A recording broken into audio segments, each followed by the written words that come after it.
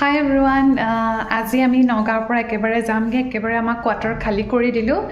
আমি নগাঁৱত থাকোঁতে কোৱাৰ্টাৰত আছিলোঁ এতিয়া নগাঁৱৰ পিছত আমি ক'লৈ গৈ আছোঁ মই মোৰ লাহে লাহে জনাম আৰু আপোনালোকক চ' এয়া আমাৰ নগাঁও কোৱাৰ্টাৰটো আমি খালী কৰি দিলোঁ মই আপোনালোকক অকণমান দেখাই আছোঁ ৰ'ব এইটোৱে সেই পদূলিটো য'ৰ পৰা আমাৰ কোৱাৰ্টাৰটোত এণ্ট্ৰি কৰিব পাৰি এইখন এখন বাৰাণ্ডা আৰু এইখন চোতাল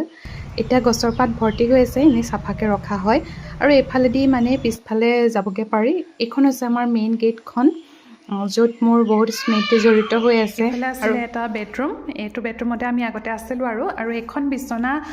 মানে কোৱাৰ্টাৰৰ প্ৰভাইডেডে হয় কোৱাৰ্টাৰতে মানে আছিলে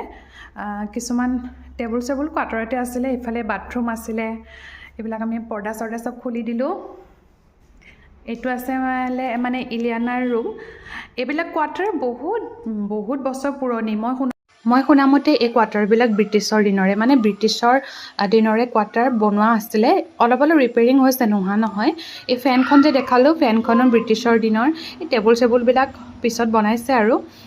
দৰ্জা চৰ্জা কিছুমান লগোৱা হৈছে কিন্তু মেইন যিটো মানে ষ্ট্ৰাকচাৰ মেইন যিখিনি ৱাল বা টিং আছে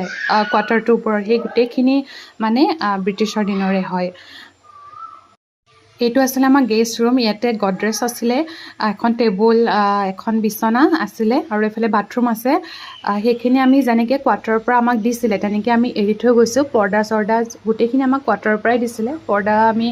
গোটেইখিনি আমি কোৱাৰ্টাৰক উভতাই দিছোঁ এইটো আছিলে এটা অফিচ ৰুম কিটচেনলৈ নাযাওঁগৈ কিটচেনটো যথেষ্ট ডাঙৰ কিটচেনৰ ফালে মানে 3টা ৰুম আছে এইখন আমাৰ মেইন ডোৰখন আৰু এই চাওক আমাৰ মানে পেকিং চলি আছিলে এইটোৰ আগতে মই মানে কৰি থোৱা ভিডিঅ' মই